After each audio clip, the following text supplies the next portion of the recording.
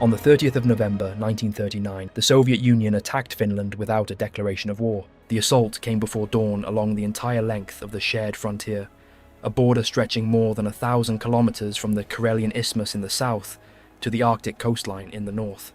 Soviet bombers reached Helsinki before the city had woken. The Red Army crossed into Finnish territory with approximately 450,000 men in the opening wave, supported by armour, artillery and air power that Finland could not come close to matching. Finland had a population of approximately 3.5 million people. Its fully mobilised army could field around 300,000 soldiers. It had almost no tanks and a few hundred aircraft, many of them obsolete. By every rational military calculation, Finland should have been finished within weeks. What followed confounded every calculation. The Winter War lasted 105 days, and across those days the Red Army discovered that massive numerical and material superiority could not be easily converted into ground taken against an army that knew the terrain intimately, fought with extraordinary discipline, and had a clear and urgent reason to fight. Finnish soldiers on skis materialized from forests and disappeared again before Soviet columns could orient themselves. At Suomussalmi in the north, 2 Soviet divisions numbering close to 30,000 men were encircled and annihilated by Finnish forces less than a third their size. At Kolla, a single Finnish regiment held a defensive line that should have required an army corps, held it through temperatures dropping to -40 degrees Celsius, and held it until the war's last day. The Soviet Union had expected to be in Helsinki within weeks. Instead, its men were dying in Finnish forests in numbers that shocked the watching world. The League of Nations expelled the Soviet Union for the invasion, one of the few moments in that institution's history when it responded to naked aggression with something resembling moral clarity. But Finland did not win. The Soviets reorganized under Marshal Semyon Timoshenko, brought overwhelming force to bear against the Mannerheim Line on the Karelian Isthmus, and broke through in February 1940. The Finnish army had almost nothing left with which to fight. Artillery ammunition was nearly exhausted. Marshal Carl Gustaf Emil Mannerheim told the Finnish government that the line could not hold and that the army could not sustain further organised resistance. On the 12th of March 1940, Finland signed the Moscow Peace Treaty. When Finnish President Kyösti Kallio put his name to the document, he said, "Let the hand wither that signs this monstrous treaty."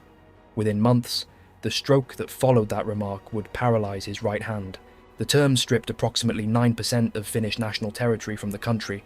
Finland ceded the entire Karelian Isthmus, the defensive infrastructure that had made the country militarily defensible, the city of Viipuri, which was Finland's second largest city and its industrial centre, and the northern coastline of Lake Ladoga. The Hanko Peninsula in the southwest was leased to the Soviet Union as a naval base for 30 years. Approximately 420,000 Finns, representing 12% of the entire national population, were evacuated from the ceded territories in a matter of weeks. They left behind homes, farms, churches, graves, everything their families had built over generations, and crossed into what remained of their country, carrying the knowledge that the Soviet Union was still on the other side of the new border.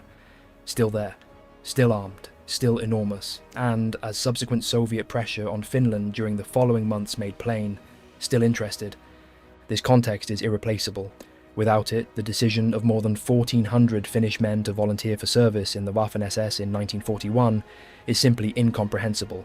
With it, nothing is excused or forgiven, but much becomes explicable. The men who boarded ships for Germany in the spring of 1941 had not constructed their anti-Soviet conviction from abstract ideology or Nazi propaganda. Most of them had lived through the Winter War.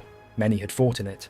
The enemy they were volunteering to march against was the specific power that had bombed their cities, invaded their country, killed their friends, and stripped 12% of their population of their homes 15 months earlier. That does not resolve the moral questions, but it is where the story begins. To understand why Finland's government permitted SS recruitment on its soil, and why so many Finnish men were willing to answer that call, it is necessary to understand a particular strand of Finnish historical tradition that gave the whole arrangement a sense of precedent and cultural legitimacy. Finland had declared independence from Russia in December 1917. What followed was a civil war, as white forces backed by the conservative and agrarian establishment fought Red Guards supported by Finnish socialists and the new Soviet state. The Whites won, with significant German military assistance in the closing weeks, and the political culture of the independent Finnish state was shaped by that foundational conflict for the next 2 decades. Anti-communism in interwar Finland was not simply a political position held by one party or one class. It was woven into the national founding narrative, rooted in the lived experience of a civil war that had divided communities and killed tens of thousands of Finns on both sides. But the connection to Germany ran deeper than the Civil War. During the First World War, while Finland was still part of the Russian Empire, Finnish nationalist activists had sent young men secretly to Germany for military training. The goal was to build the cadre of a future Finnish army. Beginning in February of 1915, Finns began crossing illegally into Sweden and from there to Germany, recruited by underground networks operating in defiance of Russian imperial authority. The training program at Lockstedt in Schleswig-Holstein grew from an initial group of 200 men to nearly 2,000 over the following years. On the 9th of May 1916, this unit was formally designated the Royal Prussian 27th Jäger Battalion and committed to combat on the Eastern Front in Latvia, where it gained battlefield experience before the Russian collapse made its return to Finland possible. When the Finnish Civil War broke out in January 1918, the Jägers came home. They crossed back into Finland and formed the officer corps of the White Army, providing the trained professional leadership that proved decisive. In the decades that followed, the Jäger movement became the foundational mythology of Finnish military culture. Its veterans built the defence forces, staffed its officer schools, developed its doctrine and traditions. Their sons grew up knowing the story. Their sons grew up knowing that once before, in a national emergency, young Finnish men had gone secretly to Germany for military training, come home, and built an army from what they had learned. Sons of original Jäger veterans were literally among the volunteers who boarded ships for Germany in 1941. The Finnish SS volunteer understood himself, in many cases, as part of a tradition, not as a traitor to one. The political landscape that produced the SS volunteers had its own specific geography. The IKL, the Isänmaallinen Kansanliike, or Patriotic People's Movement, was a Finnish far-right party founded in 1932 as the successor to the banned Lapua movement. At its electoral peak, it held 14 seats in the Finnish parliament and drew approximately 8% of the national vote. It was not a fringe organisation. Its membership included clergy, academics, military officers, farmers, and members of the educated middle class. According to Finnish historian Andrei Svanström, the IKL was by far the most dominant political affiliation among the Finnish Waffen SS recruits, with at least 45% of volunteers belonging to fascist organisations of one kind or another. The post-war narrative of the SS battalion as an apolitical collection of purely anti-communist patriots is, the evidence shows, substantially incomplete. The men who volunteered leaned heavily toward the organised right, but they were operating in a country where the Winter War had made anti-Soviet feeling the common property of virtually the entire population, which meant that the ideological volunteers and the purely anti-communist volunteers and the adventure seekers and the men responding to social pressure all arrived at the same answer, for different reasons. The Molotov-Ribbentrop Pact of August 1939 had genuinely shocked Finnish nationalists who had viewed Germany as a natural friend. The secret protocol placing Finland within the Soviet sphere was no secret to Finnish intelligence for long, and it caused alarm. But the fall of France in the summer of 1940 removed any possibility of Western assistance, and Finland was left in a position where the only counterbalance to Soviet pressure was Germany itself. By the autumn of 1940, Finland had quietly permitted German troops to transit its territory to occupied Norway. The alignment was shifting, driven not by ideological enthusiasm, but by the relentless logic of geography and power. The formal decision to permit Waffen SS recruitment in Finland was taken in March of 1941. The process had been initiated by Gottlob Berger, chief of the SS main office, who began exploring Finnish recruitment in late 1940. On the 30th of January 1941, Heinrich Himmler gave his personal approval to expanding recruitment to Finland. On the 20th of February, Adolf Hitler did the same. By the 9th of March, the German ambassador Weipert von Blücher had formally requested Finnish government consent. What followed was a negotiation that distinguished the Finnish arrangement from every other Western European nation that contributed volunteers to the Waffen SS. The Finnish government attached conditions to its consent, and Germany accepted them. Helsinki required that Finnish volunteers be deployed exclusively against the Soviet Union, not against any other enemy. It required that Germany repatriate the volunteers immediately if Finland found itself at war with the USSR without German participation, and it required that the standard SS oath be modified. The normal Waffen SS oath included personal loyalty to Adolf Hitler by name. The Finnish government would not allow its citizens to swear personal fealty to the German head of state. Germany agreed. The Finns would swear a different formulation that did not mention Hitler. It was a concession Germany made for no other nation, and it reflected how seriously Berlin valued Finnish manpower and how carefully Finland was managing its formal neutrality. Recruitment was conducted through a Helsinki office called Ratas, an engineering company in name only, supervised by Ministerial Councillor Esko Riiki, the former Finnish state police chief. Finland was still formally neutral, and the recruitment violated that neutrality. The men who signed up were processed without passports, screened by German doctors, and transported to Germany in 5 batches between the 6th of May and the 5th of June, 1941. Aboard ships departing from Turku and Vasa, they arrived in Germany and split into 2 groups immediately. 429 men, known in Finnish historiography as the Division Men, were Winter War veterans with combat experience. They were sent directly to SS Division Viking as individual reinforcements to its Nordland and Westland regiments, ahead of Operation Barbarossa. The remaining 768, the battalion boys, were sent to training facilities in Vienna and then at Grossborn in Pomerania. On the 15th of June, they were constituted as the SS Freiwilligen Bataillon Nordost, later redesignated as the Finnisches Freiwilligen Battalion der Waffen SS, and placed under the command of German SS officer SS Obersturmbannführer Hans Kolani.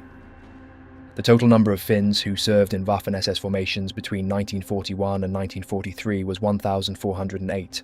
Most of them were between 17 and 20 years old. The Finnish government had also insisted on one further condition that reveals the limits of its cooperation. The battalion was to have Finnish officers and NCOs at company level, and the Finnish High Command embedded reliable military observers in the unit to report back on conditions and treatment. The Finnish government, in other words, was never fully comfortable with what it had agreed to. The definitive Finnish academic study of the battalion by Professor Mauno Jokipi would later title his work Panta Pataljuna, the Pawn Battalion. The title says everything about how Finnish scholars have come to understand the whole arrangement.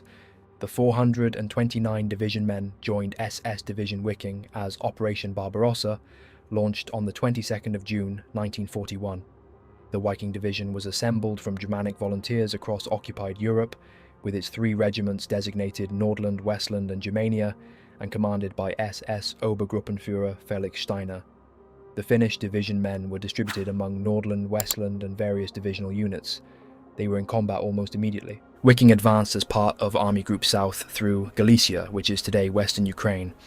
Its first significant engagement came near Tarnopol in early July, where the division acquitted itself well against Soviet forces that had not yet fully organized for defense. In August, Viking was ordered to establish and hold a bridgehead across the Dnieper River against determined Soviet counterattacks, a mission it accomplished despite the difficulty of the terrain and the intensity of the opposition. By October, the division was engaged in fierce fighting north of Rostov-on-Don, advancing toward the Don River as the autumn rains transformed Ukrainian roads into deep mud. The autumn fighting exhausted the formation. Units bled down to fractions of their paper strength. In November and December, as the Russian winter struck without adequate German preparation, Viking pulled back to defensive positions along the Mius River in Ukraine and dug in for the winter.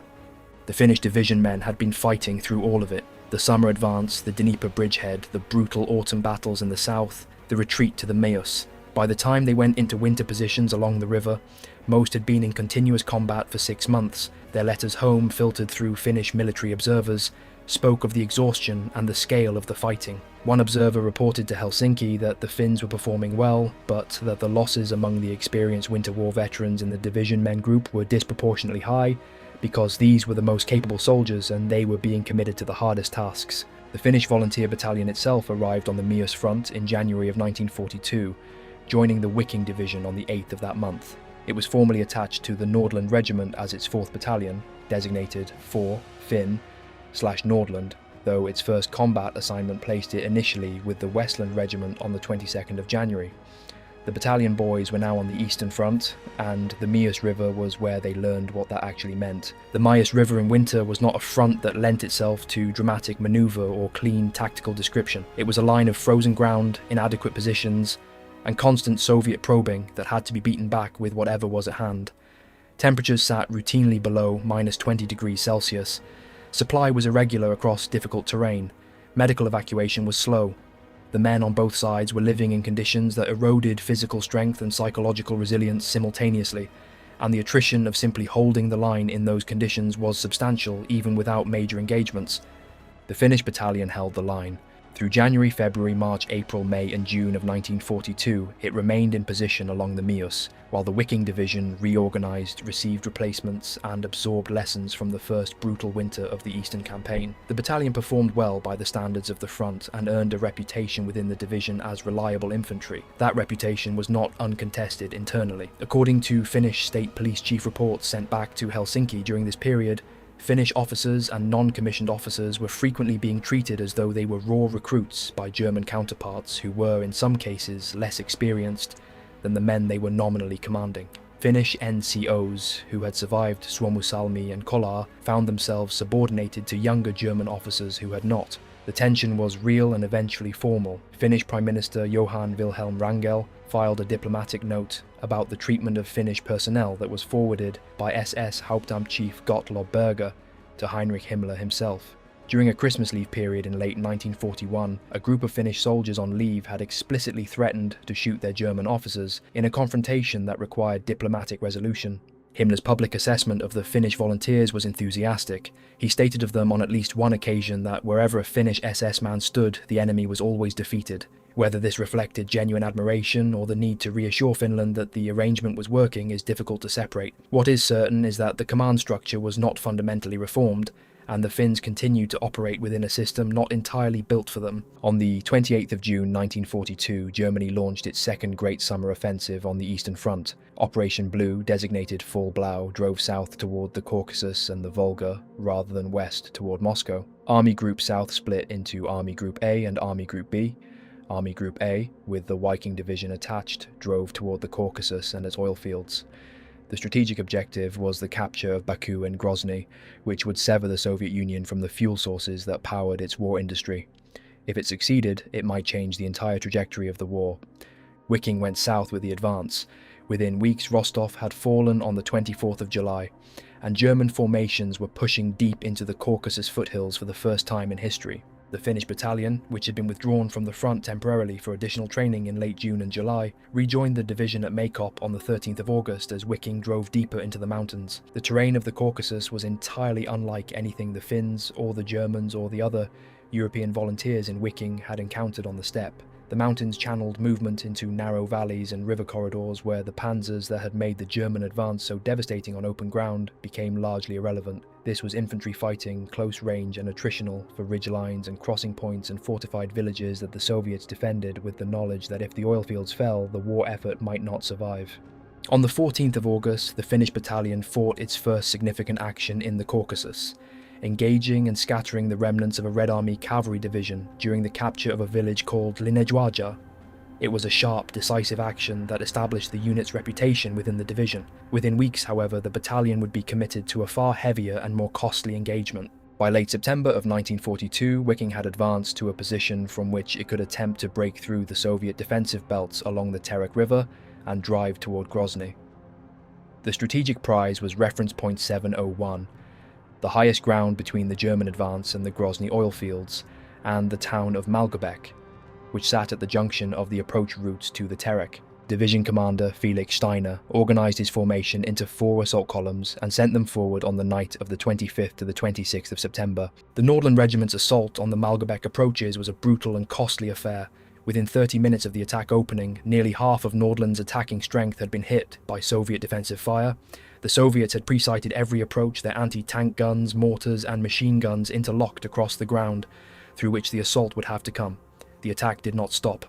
SS Standartenführer Fritz von Scholz, commanding Nordland, drove his men forward through the defensive fire and eventually secured the regiment's objectives. For his leadership during those actions, von Scholz received the Knight's Cross. The cost in men was appalling. Viking lost over 1,500 men during the Malgobek operation, and several companies were reduced to a few dozen effectives. A veteran's account of those days recorded simply casualties weren't counted anymore, just men left alive. On the 6th of October 1942, Malgobek itself was captured. On the same day, at 17:30 hours, after 2 hours of hard fighting, the Finnish Volunteer Battalion captured reference point 701. That is the most strategically significant action the Finnish SS battalion carried out in its entire service. Reference point 701 was not Hill. 701, a confusion that has persisted in some accounts. It was an artillery target reference point on the highest ground between the German advance and Grozny, and its capture represented the furthest German advance toward the Grozny oil fields. When the Finnish battalion took that position in the late afternoon of the 6th of October, these 17 and 18-year-old men from the lakes and forests of a country Germany had never formally allied with had marked the high water line of the German advance in the Caucasus campaign. No German formation would ever move closer to Grozny. The battalion held the position for 3 days against Soviet counterattacks before the front stabilized. The German drive on the Caucasus had reached its limit. The full story of what the Finnish SS volunteers actually experienced on the Eastern Front cannot be told without describing what happened near the village of Ticola on the 4th of December 1942. By December of that year, the Viking Division was preparing for the withdrawal from the Caucasus that the unfolding catastrophe at Stalingrad was making inevitable. The Finnish battalion was still in position near the Terek, still fighting in the eastern foothills. On that morning, Lieutenant Kuti's platoon was holding a defensive position on a lower slope near Ticola when Soviet forces attacked in force. The position was overrun. The platoon fell back under the pressure of Soviet infantry. Most of it fell back. 2 men did not make it out. SS Schütze Yrjö and SS Schütze Kalevi Könönen found themselves cut off from the rest of the platoon, surrounded on a small hill with Soviet infantry closing in on them from multiple directions. Around them, the rest of the platoon had withdrawn or been killed. Below them were hundreds of Soviet soldiers. They had 1 machine gun. What followed lasted 6 hours. Paitya and Könönen held that hill with a single machine gun for 6 hours against the full weight of Soviet infantry pressing the position from every approach. Dozens of Soviet soldiers died on the slopes. Finnish companies at a distance heard the sound of continuous fire from the hill and understood that someone was still alive up there. A counterattack was organized. Finnish infantry fought back through Soviet positions toward the hill and eventually broke through. Paitya was wounded by Soviet mortar fire during the rescue. Finnish sources record 365 Soviet soldiers killed in the overall engagement at Ticola, with approximately the same number captured. Both men were recommended for the Army Honor Roll Clasp, the Ehrenblattpange des Heeres und Waffen SS. This decoration was awarded for acts of singular battlefield courage that fell just below the threshold of the Knight's Cross itself, and required the Iron Cross First Class as a prerequisite. Of the 166 members of the Waffen SS who received this decoration in the entire war, only 5 were Scandinavians. 2 of those 5 were Finnish, Yrjö and Kalevi Könönen. Their awards were formally dated the 27th of August 1943. This point about decorations requires precision because it has frequently been misrepresented. No Finnish SS volunteer received the Knight's Cross of the Iron Cross.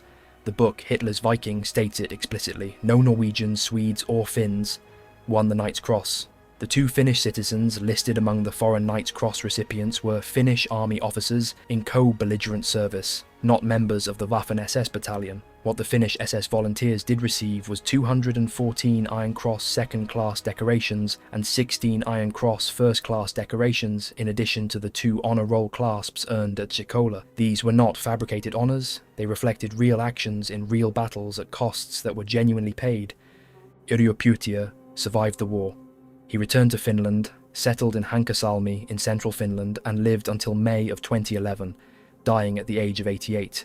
He was known in his community. He was occasionally asked about his wartime service. His answer was always the same: read it in the books, I have done my job, and that is all. He appeared in a Finnish documentary film about the SS battalion called Pantipataljuna in the 1990s, but declined to elaborate beyond what the camera could see. He had stood on a hill in the Caucasus for 6 hours against hundreds of Soviet soldiers and survived. He chose to keep that to himself. The withdrawal from the Caucasus began at the turn of 1942 into 1943. The disaster at Stalingrad had ended the German Sixth Army's existence and fundamentally altered the strategic position of every German formation in the south. Army Group A in the Caucasus faced the prospect of encirclement if it did not pull back. The Finnish battalion withdrew from the mountains gradually through December and January, moving west as the front contracted behind them. In January of 1943, the battalion was assigned to Army Group Don and committed to the desperate attempt to relieve the trapped German Sixth Army inside the Stalingrad pocket. The mission was already futile by the time the Finnish battalion was committed to it. The Sixth Army was dying inside the pocket, and the relief corridor that Manstein's forces had opened was shrinking under Soviet pressure. Between the 5th and 7th of February 1943, the battalion retreated back across the Don River as the relief effort finally collapsed. The Sixth Army surrendered on the 2nd of February. The Finnish battalion continued fighting defensive and rearguard actions on the Ukrainian front through February and March, its last offensive action coming in February near the Donets before the final defensive posture was assumed. On the 10th of April, 1943, the Finnish Volunteer Battalion was withdrawn from the front. 11 days later, it was released from the Wiking Division. By early May, it had transferred back to Germany and taken its leave in Ruhpolding, a Bavarian mountain village, before travelling by train through Europe to Tallinn and then crossing the Baltic by ship to Finland. On the 1st of June 1943, the ships docked at Hanko. A parade was held. 2 years after the men had left, Finland received them back. President Risto Ryti and Marshal Mannerheim were not present at the homecoming events. The Finnish government was already making quiet peace overtures toward the Soviet Union through intermediaries, and having the head of state and the supreme military commander formally welcome home Waffen SS veterans was no longer the right signal to send. On the 2nd of June, the men celebrated in Tampere. They received a month's leave. On the 11th of July 1943, the battalion was formally disbanded at Hanko and its men transferred into the Finnish Defence Forces. They went straight back to fighting the same war in Finnish uniforms against the same enemy. There is in this story one figure whose presence in the Wiking Division is so improbable, so historically charged, and so rarely discussed outside specialist literature that it demands particular attention. Björn Sveinsson Björnsson was born in Reykjavik on the 15th of October 1909. His father was Svein Björnsson, who in 1941 was serving as regent of Iceland, the de facto head of state of a country that had been occupied by British and then American forces, and was entirely within the Allied sphere. Iceland's position in the war was unambiguous. The Allies were there. The Axis was not welcome. Björn had left Iceland in 1930, moved to Hamburg, and when the Nazi Party came to power, he was impressed by what he saw. When the war started and the Waffen SS began recruiting, he applied in September of 1941. On his application form, he wrote the words, "I certify that I am of pure Aryan stock." He was assigned to the 5th SS Panzer Division Wiking, the same division as the Finnish battalion. He was in Ukraine, and then in the Caucasus as a war correspondent, sending regular radio broadcasts back to Iceland from the front lines. One recording survives. Björn interviewing supposed Cossack farmers about the evils of the Soviet Union, presenting Nazi Germany as a liberating power rather than a conquering one. The broadcast was played for Icelandic audiences. He was promoted to Unterscharführer, sent to the SS officer school at Bad Tölz, and then posted to occupied Denmark to head the German propaganda operation there. He ran a magazine called Dagri. He appeared regularly on Danish radio. He became prominent enough that the Danish resistance specifically named him as a target. Late in the war, he received the Iron Cross Second Class. On the 17th of June, 1944, Svein Björnsson was inaugurated as the first president of the newly independent Republic of Iceland at Thingvellir National Monument, before a crowd of 30,000 people. It was one of the defining moments of Icelandic national history. On that same day, his eldest son Björn was running Nazi propaganda in occupied Copenhagen, in the country from which Iceland had just declared its independence. When Germany surrendered in May of 1945, Danish partisans arrested Björn and held him for over a year. His release in the winter of 1946 has never been fully explained. The most credible account holds that his mother Georgia personally appealed to Danish authorities and possibly to the Danish royal family on her son's behalf. He was eventually smuggled back to Iceland aboard a fishing vessel. The Nobel laureate Halldór Laxness, the greatest writer Iceland has produced, called him publicly one of the worst Icelandic men who ever existed. Björn spent time in Argentina, returned to Iceland, worked at Keflavik Airport, eventually moved to Germany for a period and published his memoirs in 1989 under the title Evi mín og sagan sem ekki mátti segja, My Life and the Story That Could Not Be Told. He died on the 14th of April 1998 in the western Icelandic town of Borgarnes at the age of 88. His obituary in Iceland's main newspaper did not mention his SS service. In his memoir, Björn explained himself in the words he had used consistently since the war. I was volunteering for military service because I wanted to fight. That was the purpose. I wanted to fight against communism. Whether that explanation is believed or not is a matter for each reader. What is not in dispute is that the son of Iceland's first president served in the same Waffen SS division as the Finnish Volunteers, broadcasting Nazi propaganda from the Caucasus while his father governed a nation on the Allied side of the war. History does not always resolve itself into clean categories.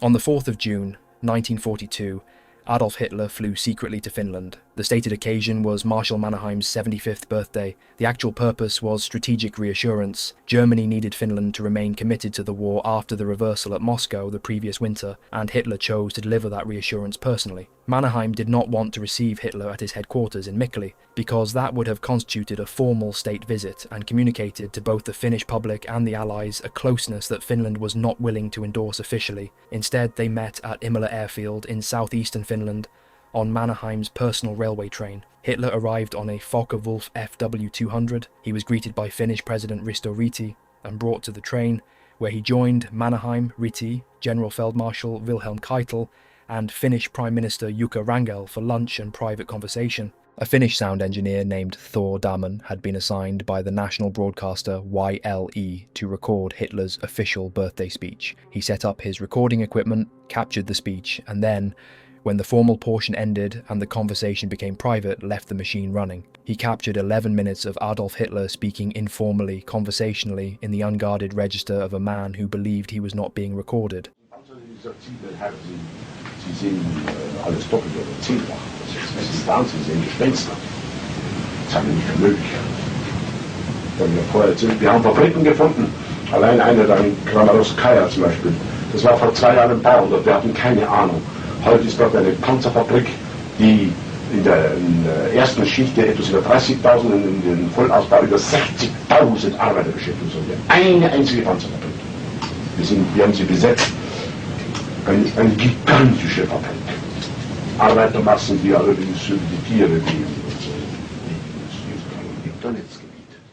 Hitler's SS guards discovered what was happening and demanded the recording be destroyed immediately. YLE was permitted to retain it sealed and unplayed, on the understanding that it would never be made public. The tape was given to the head of Finland's state censor's office, returned to YLE in 1957 and eventually made available to the public. It is the only known recording of Adolf Hitler's normal speaking voice. Every other recorded Hitler is the public performance, the rally orator, the figure constructed for consumption. This is the man at lunch. What he says is revealing. He tells Mannerheim that Germany had fundamentally underestimated Soviet strength before Barbarossa. He says in his own words, "We did not understand how strong this state was armed." Mannerheim replies quietly and evenly, "No, we hadn't thought of this. During the Winter War, we had not even thought of this." Hitler discusses the Soviet tank factories employing 60,000 workers around the clock, the 35,000 tanks the Red Army possessed at the start of the campaign, the scale of industrial preparation that no German intelligence assessment had anticipated. He is not performing, he is processing. The recording was later studied by the Swiss actor Bruno Ganz as preparation for playing Hitler in the film Downfall in 2004. It is that significant a historical document. The meeting also produced, according to multiple Finnish sources, a direct refusal. Mannerheim told Hitler at that encounter that Finland would not participate in an assault on Leningrad. The Finnish army was already positioned within 30 kilometers of the city on the northern side, close enough that a coordinated assault with Army Group North might have been possible. Mannerheim said no. Finland, he made clear, had every reason to stay out of further provocations of the Soviet Union. The Finnish army would hold its lines in Karelia. It would not extend the war.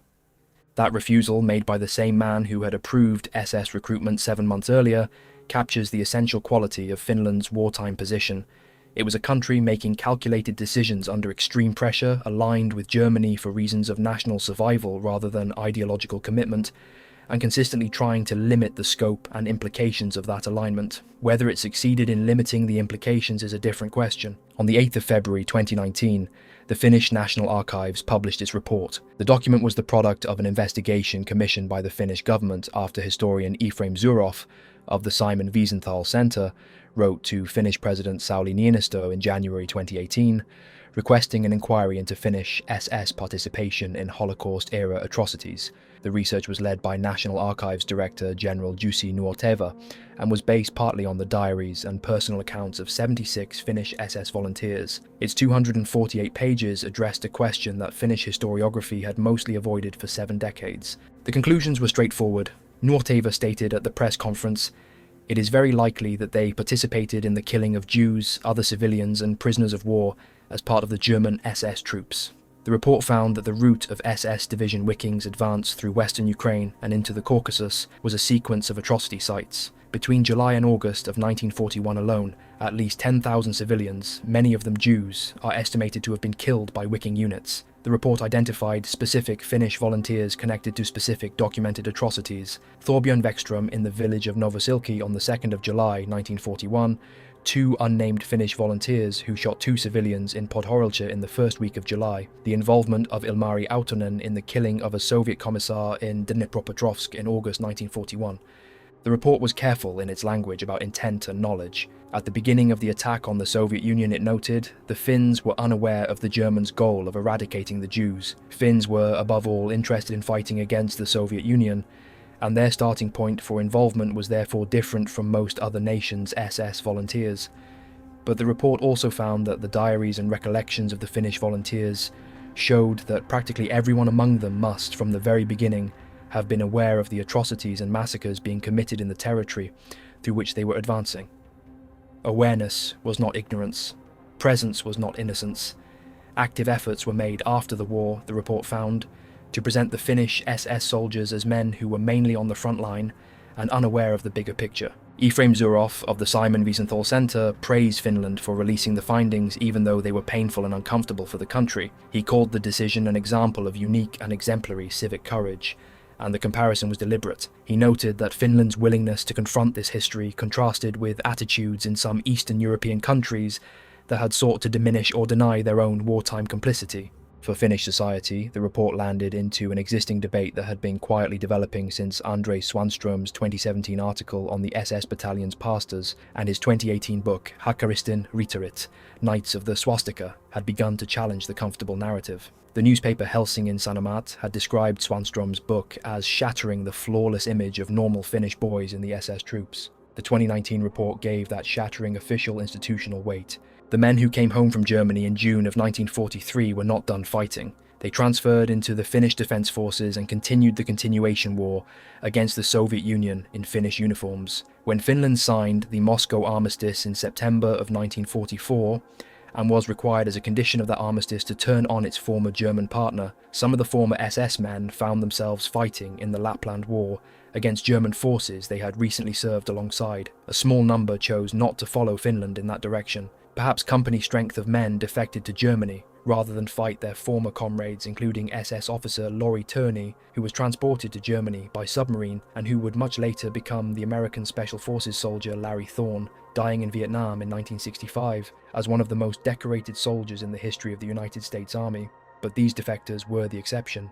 Most of the battalion men went where their country went. The total dead from the Finnish SS battalion numbered 256 killed in action or died of illness during Waffen SS service, with 686 wounded and 14 missing. 113 more died in subsequent Finnish military service after returning from Germany, bringing the war dead from the original group to 369 men in total. From 1,408 volunteers, 1 in 4 did not survive the war. The immediate post-war political situation in Finland was shaped by the requirements of the Moscow Armistice, which obligated Finland to ban organizations deemed fascist by the Soviet Union. The IKL was dissolved in September 1944. 4 days after the armistice was signed. Veterans organizations connected to the SS volunteers were eventually dissolved as well under Soviet pressure. In 1945, communist politicians Aino Pakala and Herta Kuusinen introduced the SS battalion question in the Finnish parliament, beginning a political campaign against the veterans that made the immediate post-war years uncomfortable for many of them. For a period, being identified as a former SS volunteer carried genuine professional and social consequences, but the comparison with the Dutch experience is instructive. Finland did not prosecute its SS veterans for SS service per se. There were no mass trials, no executions for the fact of having volunteered. The social stigma, though real, was far less absolute and far less lasting than what Dutch SS veterans faced. Part of this reflected Finland's different relationship to the war. The Finnish army had been fighting the same enemy as the SS battalion, and much of Finnish society understood the anti-Soviet motivation, even when it did not endorse the SS affiliation. Part of it also reflected the quietness with which Finnish historical culture chose to approach the whole subject, allowing the veterans to reconstruct a narrative of themselves as apolitical Jäger tradition elite soldiers that largely held until the 21st century. The post-war historiography of the Finnish SS battalion moved through several distinct phases. The first wave of memoirs and accounts published in the 1950s and early 60s subscribed almost uniformly to the heroic narrative. The volunteers had not been Nazis. They had been soldiers fighting their country's enemy. They had served with honour and should be judged on those terms. The books of this period were valuable as primary sources and almost entirely useless as critical history. The definitive scholarly work on the battalion came from Professor Mauno Jokipi, whose multi-volume study, Pantipatal-Juna, completed in the 1990s, provided for the first time a comprehensive factual account of the battalion's formation, service, political composition, and post-war history. Jokipai's work acknowledged more complexity than the earlier memoirs had permitted, but it operated within a framework that still fundamentally accepted the apolitical characterization of the volunteers. According to Jokippi, the battalion had been in the final stages of its war from August of 1942 to April of 1943, one of the most effective and fierce Finnish striking forces ever formed, effective and resolute even in desperate situations. That assessment was not wrong as a military evaluation, but it did not address what the battalion had been part of institutionally. It was André Svanström's research, culminating in the 2018 book Hakaristin Ritarit, that forced the first serious public confrontation with the political character of the volunteers and the ideological context of their service. Svanström used archival records and volunteers' diaries to demonstrate that the IKL connection was far more significant than the apolitical narrative admitted, and that evidence of awareness of and participation in atrocities was present in the available sources. His work triggered the Simon Wiesenthal Centre appeal to President Niinisto that produced the 2019 National Archives report. That report, in turn, produced the most significant revision of the Finnish SS narrative in the country's post-war history. What the Finnish experience reveals, when viewed alongside the Dutch case for comparison, is how differently the post-war reckoning with SS service plays out when the volunteers came from an occupied country versus an independent one. The Dutch SS volunteer is unambiguously a traitor under any reading of the relevant laws and loyalties. He put on an SS uniform in service of the power that had conquered and occupied his country. There is no version of the Dutch story in which that is not the central fact. The Finnish case offers no such clarity. The Finnish volunteers came from a free country that was co-belligerent with Germany against an enemy that had actually invaded Finland. Their government approved their service, negotiated the conditions of it, and received them back with a parade. Their comrades in the Finnish defence forces were fighting the same war against the same enemy on the same front. The question of what they were is genuinely more difficult, but more difficult is not the same as unresolvable. The Finnish SS volunteers served in the Waffen SS, which was declared a criminal organisation by the International Military Tribunal at Nuremberg. They served in the 5th SS Panzer Division Viking. The 2019 report established that Finnish volunteers were aware of what was happening around them, and that at least some of them participated directly. The institutional framework within which they operated was one that linked military service with the racial and ideological project of National Socialism, whatever the individual Finnish volunteer understood himself to be doing. These are not comfortable conclusions. They are not amenable to resolution by emphasizing the genuine military courage of Yrjö Putia and Kalevi Konunen on a hill in the Caucasus. Both things are true simultaneously. Both things belong to the full account. We return finally to the question with which this documentary began.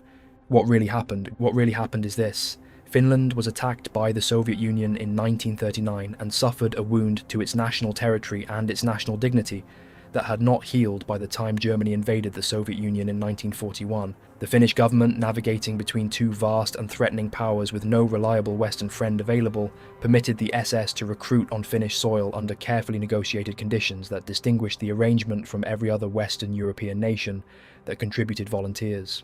1,400 Finnish men, most of them young, many of them ideologically committed to the anti-communist right, most of them shaped by the national trauma of the Winter War, went to Germany and served in the Waffen SS for 2 years. They served in one of the most capable divisions on the Eastern Front. They fought well by any military standard. They endured the Mius River winter, the Caucasus campaign, the approach to Grozny, and the long retreat. 2 of them stood alone on a hill in the Caucasus for 6 hours against hundreds of Soviet soldiers and survived to tell nobody about it. They came home to parades, albeit parades at which the head of state was notably absent, and went back to fighting the same war in Finnish uniforms. The truth is that the Finnish SS volunteer was neither the simple hero of the post-war Finnish memory, nor the simple criminal of the international headline that followed the 2019 report. He was a product of a specific national trauma, a specific political formation, a specific historical moment, and a specific institutional context that carried consequences he may not have anticipated, and that Finnish historiography was slow to acknowledge. Understanding that combination is not the same as endorsing it. It is not the same as diminishing the genuine complexity of Finland's wartime position. It is simply the work that honest history is required to do.